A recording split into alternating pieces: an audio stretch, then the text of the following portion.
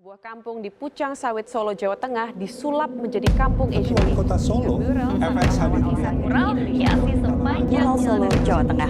Wajah Menteri Kelautan dan Perikanan Surakarta, Jawa Tengah menjadi salah satu kota.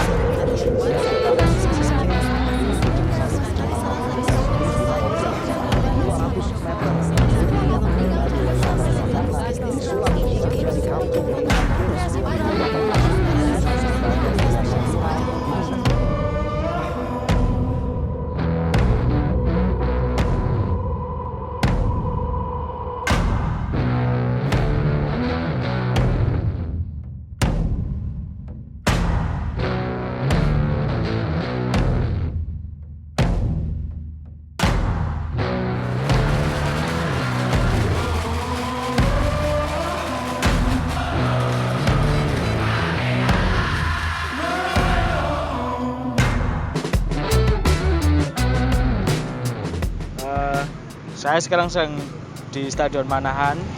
Ini salah satu stadion penting di Indonesia juga karena banyak menggelar peristiwa-peristiwa olahraga penting, dan secara keseharian Stadion Manahan ini setiap harinya menjadi ruang publik yang menarik bagi warga Solo untuk beraktivitas. Tidak hanya olahraga tapi juga ekspresi kreatif lainnya banyak di sini, dan situasi Stadion Manahan saya pikir perlu perhatian serius ya, khususnya dalam wilayah artistik dan estetik. Bagaimana stadion ini bisa menjadi ruang publik yang itu bisa menggugah dan menggelorakan warga untuk setidaknya mencintai tempat ini dan juga mengembangkan diri mereka masing-masing melalui sarana di tempat ini.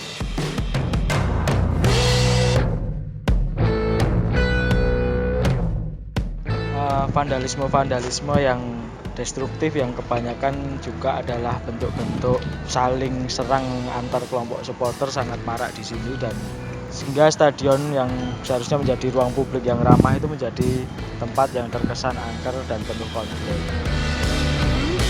Stadion Manahan memiliki banyak lorong-lorong yang menarik ya, secara estetik dan secara arsitektural juga sangat unik dan sangat luas, yang selama ini belum terberdayakan dengan cukup signifikan. Artinya masih berupa lorong-lorong yang hanya berfungsi saat pertandingan dimulai, tapi sebenarnya ini bisa dikembangkan sebagai sebuah space publik yang bisa diakses dalam sehari-hari. Artinya ruang-ruang lorong ini bisa dikembangkan menjadi semacam creative space, spot-spot pameran, spot-spot gathering, bertemu atau banyak berkegiatan positif berbasis olahraga tentunya, dan juga berbasis kreativitas lainnya secara umum yang nantinya bisa meredam dan mereduksi suasana stadion ini menjadi lebih kreatif.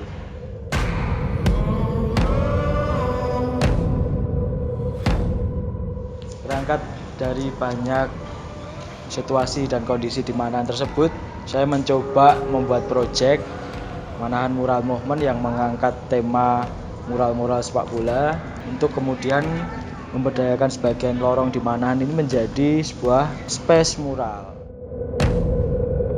Jadi bentuknya saya bekerja dengan banyak komunitas-komunitas supporter yang mereka memiliki talenta di wilayah seni visual, tapi juga oleh beberapa banyak komunitas mural lainnya yang membantu saya, yang saya mengangkat banyak figur-figur sederhana aja yang diharapkan bisa menggugah rasa kecintaan mereka pada sepak bola ini menjadi sesuatu yang positif.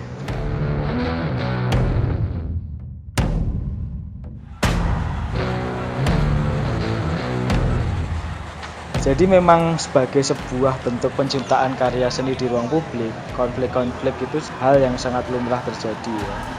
Konflik tersebut juga konflik-konflik yang melibatkan komunitas-komunitas atau kelompok masyarakat yang bersentuhan langsung dengan mural-mural saya, khususnya adalah kelompok-kelompok supporter sepak bola.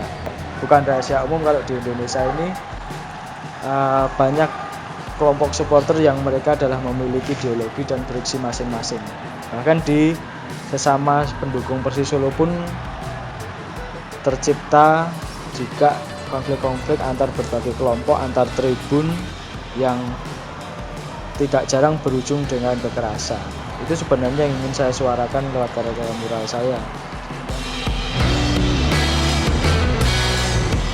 Sedangkan konflik-konflik yang bersifat birokratif sebisa mungkin selalu saya utamakan untuk terselesaikan sejak awal, yaitu dengan mekanisme prosedur yang bagaimana saya ikuti melalui surat menyurat, korespondensi, diskusi dan sebagainya. Saya juga perlu untuk menggali banyak gagasan dan masukan dari berbagai komunitas, pemain bola di Solo, masyarakat sepak bola, dan masyarakat umum yang beraktivitas menggunakan stadion ini, tidak hanya saat pertandingan olahraga sepak bola, tapi juga dalam keseharian mereka, jogging dan sebagainya. Itu sumber-sumber masukan yang menarik menurut saya. Kan dengan lapangan ini kan juga tidak sekedar fungsional lagi, itu kan harus ada di pendekatan estetika yang itu menurut saya akan menyatukan lapangan itu dengan masyarakat.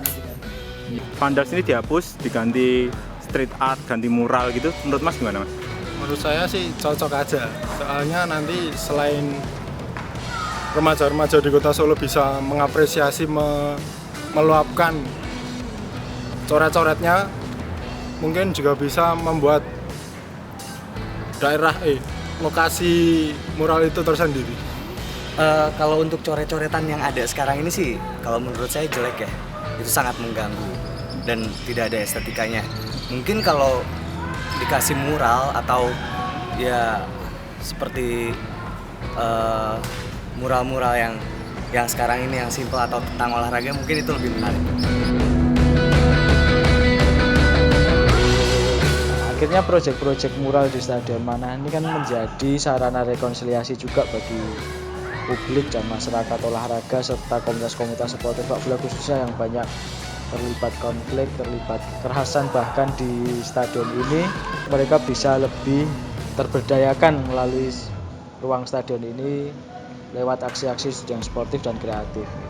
Kemudian karena sebagai sebuah penciptaan di ruang publik, situasi dan kondisi Stadion Manahan yang penuh dinamis ini juga akhirnya melahirkan gagasan-gagasan baru bagi saya untuk berkarya di ruang-ruang publik lainnya yang lebih luas gitu, ruang-ruang publik kota yang lebih luas.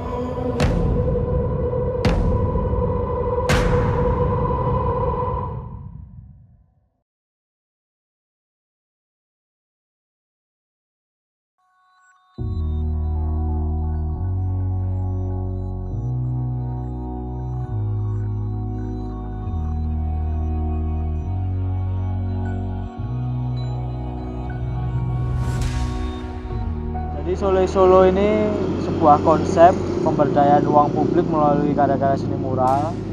Jadi kita mencoba mengkonsep koridor Gatsu ini menjadi sebuah mural street art gallery.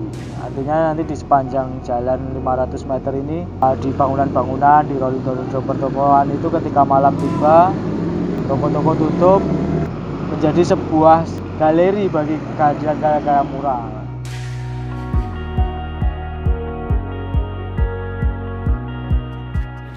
Dalam proyek Solo ini, seniman mural, warga dan juga pemerintah kota berkarya bersama, berkolaborasi mewujudkan karya-karya di sepanjang koridor Gatsu. Artinya bagaimana seniman-seniman mural mereka dengan kecenderungan karya-karya modern, kontemporer gitu, karya fan art bertemu dengan gagasan pemilik toko yang mereka adalah rata-rata adalah pengusaha, artinya punya orientasi yang lebih ke sifatnya komersil. Kemudian bagaimana Pemkot yang selalu menekankan pada hal yang bersifat tradisi dan etnik.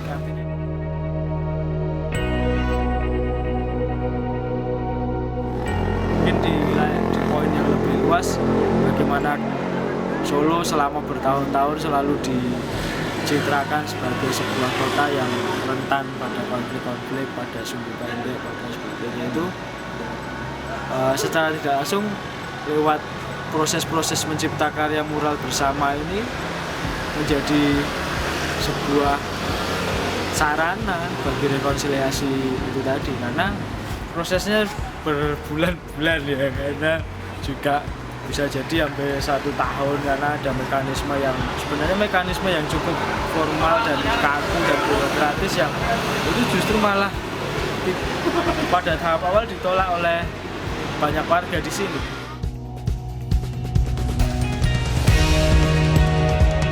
Kemudian dengan pendekatan seniman ya, pendekatan lebih humanis oleh Bapak Wali Kota juga, dan juga oleh penjelasan yang lebih logis dan artistik oleh para seniman mural yang bekerja, itu menjadi lebih mudah proses itu mencair.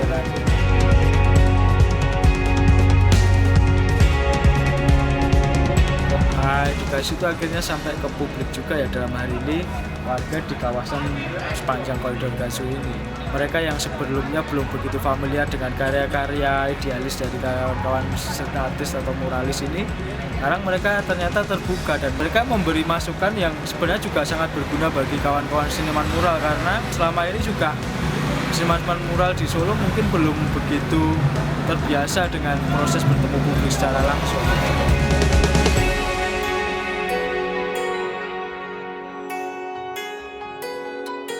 Banyak hal ide-ide yang mungkin kita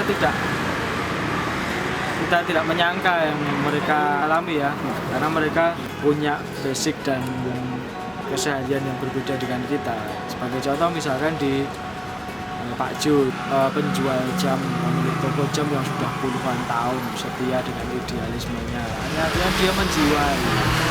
Dan kawan-kawan seniman mural masuk ke Gazo untuk bekerja. Salah satu kelompok kelompok mural yang berkesempatan untuk membuat karya di tempat Pak Jo toko jam tersebut, pada waktu itu menawarkan gagasan untuk membuat visual pahlawan nasional Gatot Subroto yang tengah bekerja. Tapi ada gagasan menarik dari Pak Jo, ada interaksi diskusi yang menarik, karena ternyata di luar dugaan Pak Jo sudah mempersiapkan ide-ide dan dia renungkan berhari-hari sebelumnya. Dia menawarkan ide untuk membuat figur tokoh penemu jam. Peter Henlin itu penemu jam dari Jerman abad ke-16.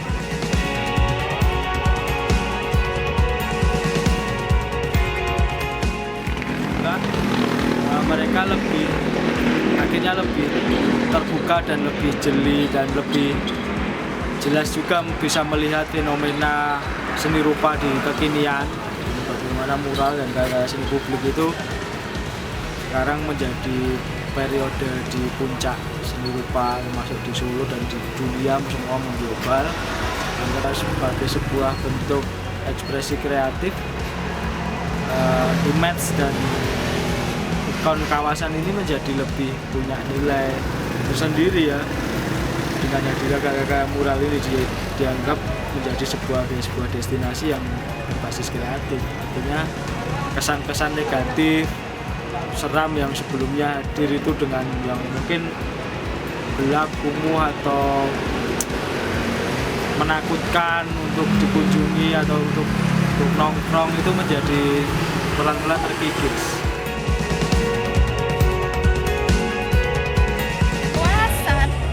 Ya, apalagi bisa sangat menyentuh culture yang namanya dari Solo gitu. Jadi rasanya Solo banget gitu. Banyak, yang pertama memberikan ruang pada anak-anak yang sering coret-coret itu mau bergabung dengan para seniman. Biar diarahkan sekalian, karena ada 2 hari workshop itu pesertanya cukup lumayan.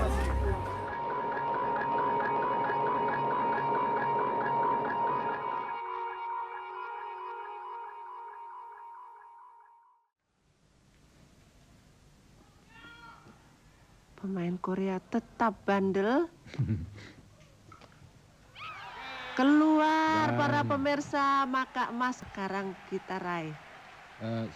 Susanti mendapat juga suatu buke bunga yang diacungkannya kepada seluruh dunia, diacungkannya kepada kita semua di sini untuk menyatakan rasa gembiranya atas keberhasilan merebut medali emas Olimpiade Tunggal Putri Bulu Tangkis ini.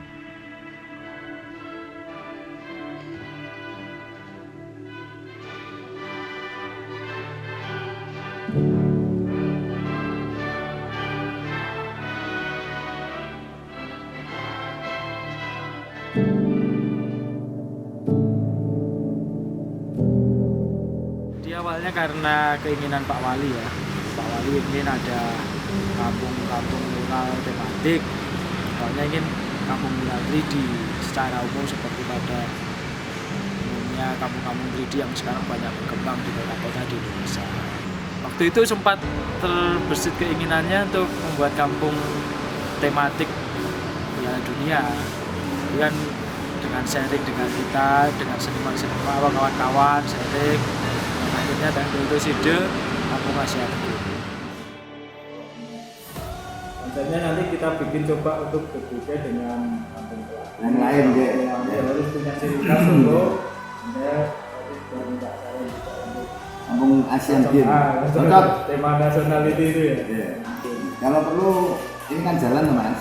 Terus kanan kiri kan trotoar Pak. Trotoarnya itu sampai untuk dibuka sisa. Iya. Nyambung. Nyambung ke situ apa jadi interaktif nanti bisa interaktif dengan masyarakat itu. Jelas yang tidak terlupakan kan ikon-ikon yang bisa menunjukkan identitas Asian Games.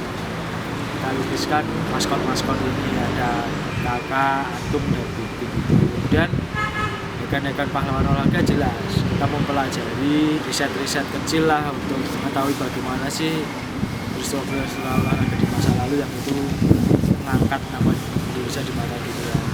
Mungkin bagi generasi sekarang sudah banyak yang tidak tahu ya. Yang belakang saya ini Yayu Basuki. Beliau Yayu Basuki ini di eranya di tahun 80-an, 90-an itu Ratu Tenis Asia. Dia pun Yayu meraih 4 emas Asian Games. Yang mungkin sangat familiar Susi Susanti ini kan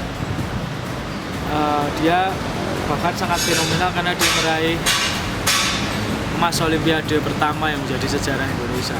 Kita lukiskan bagaimana air mata Susi ini bagi bangsanya ini sangat berarti sekali perjuangannya itu.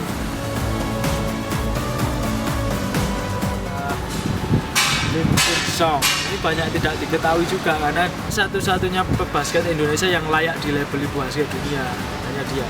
Karena position dia sebagai pemain terbaik Asia tahun 67. Terus kemudian di depannya ada Lukas Sandera.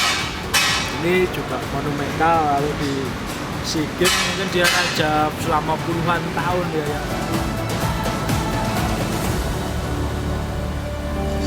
Dan bikin juga cita-cita visual yang bisa mendekatkan, yang bisa membuat publik itu dekat, punya memori. Salah satunya mungkin kita coba bikin kecil yang pernah main bulu tangkis, nyangkut di genteng, itu biasa yang keseharian masyarakat yang banyak ditemui di keseharian mereka, yang ikon Punokawan itu yang secara di Solo kan menjadi sebuah ikon budaya yang sangat ikonik dengan kostum-kostum Asian Games, kostum dukungan kepada Indonesia dan konsep Asian Games Semar meraih emas. Kemudian di sebelah sana juga ada Punokawan yang pernah memakai jersey timnas Indonesia dan jersey Asian Games sebagai simbol-simbol rakyat ya. Kita kasih ikon-ikon pemimpin bangsa yang tengah berolahraga, Bapak Presiden, Bapak Wali Kota, Bapak Menteri, yang itu menyatu dengan anak-anak kecil yang bermain badminton, bola. Nantinya ini menjadi simbol bahasa bahwa untuk berolahraga itu tidak membatasi usia, golongan ataupun jabatan apapun ya. Semua bisa berolahraga dengan praktis dan mudah. Bahkan bila ditekuni bisa menghasilkan sebuah prestasi dunia yang itu cukup membanggakan bagi bangsa ini. Tapi secara sederhananya adalah dengan olahraga itu bisa melahirkan pribadi-pribadi yang sehat, yang kuat, yang itu menjadikan negara ini kuat. Ini Zohri, atlet muda yang sedang melejit naik daun karena prestasinya yang fenomenal, menjadi juara dunia junior U20 untuk lari 100 meter.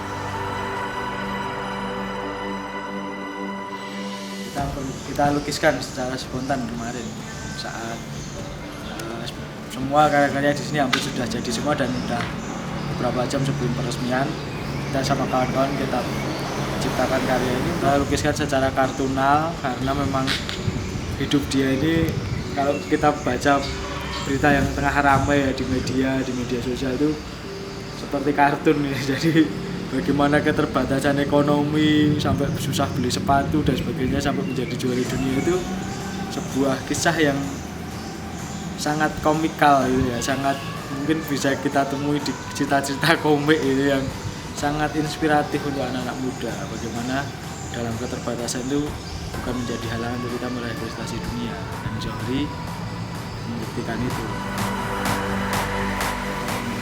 Soekarno, bagaimana ada mungkin ini statement Bung Karno saat pembukaan Asian Games 62, artinya Zohri membuktikan itu bahwa olahraga ini tiba-tiba nama Indonesia bisa begitu dihormati dan diakui dunia.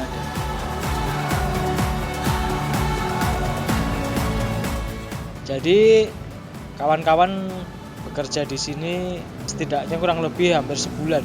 Jadi dalam konsep mural sebagai sebuah karya seni publik, artinya kita juga berbicara tentang ruang publik.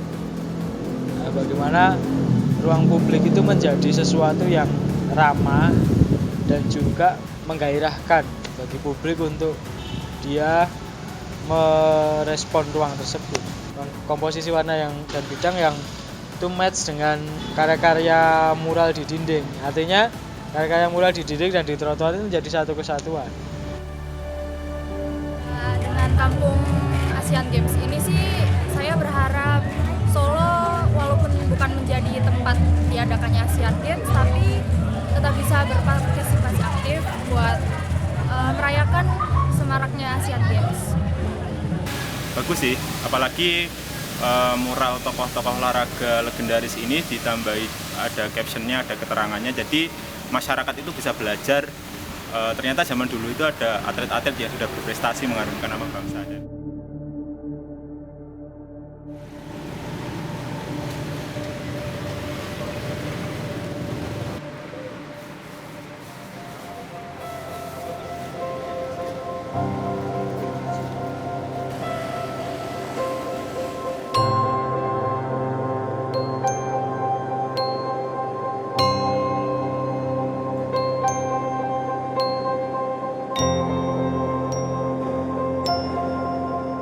Untuk di Kampung Kemelayan ini kan kampung heritage, karena sebuah heritage, jadi bagaimana nantinya karya-karya mural dari seniman-seniman mural itu di sini bisa lebih menghidupkan dan menguatkan karakteristik heritage tersebut. Artinya menjadi sebuah destinasi dan wahana baru bagi publik, bagi masyarakat atau bagi pengunjung pendatang untuk melihat situs-situs heritage di sini itu dengan dibantu oleh kekuatan karya-karya mural tersebut.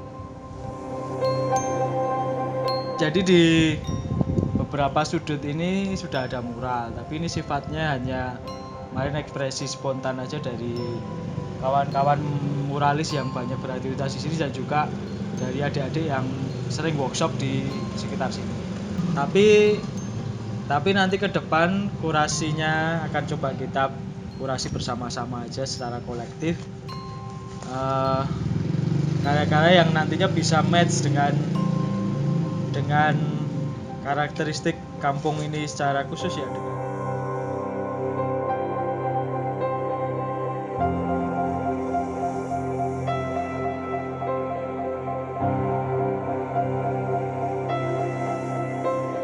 Hi, I'm Theo and I'm from Denmark and Sweden.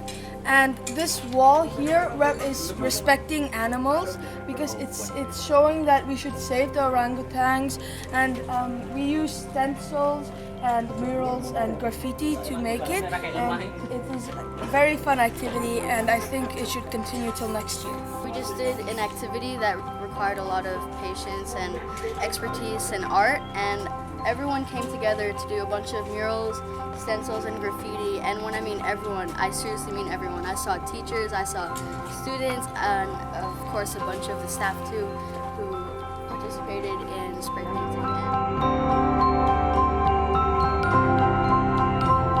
Bisa berangkat dari historis kemelayan, ilustratif, apa sejarah yang selama ini pernah terjadi di Kemelayan yang nanti coba dilukiskan oleh kawan-kawan. Artinya proyek di kampung mural di Kemelayan ini cukup berbeda dengan kampung-kampung lainnya, mungkin karena ada nilai karakter yang secara spesifik, secara khusus kita tampilkan, yaitu karakter historis itu sendiri. Dengan pemilihan warna juga tentunya mungkin harus banyak pertimbangan ya, karena beberapa sudut itu juga sudah sangat vintage, old, itu mungkin mural-mural bisa menyesuaikan.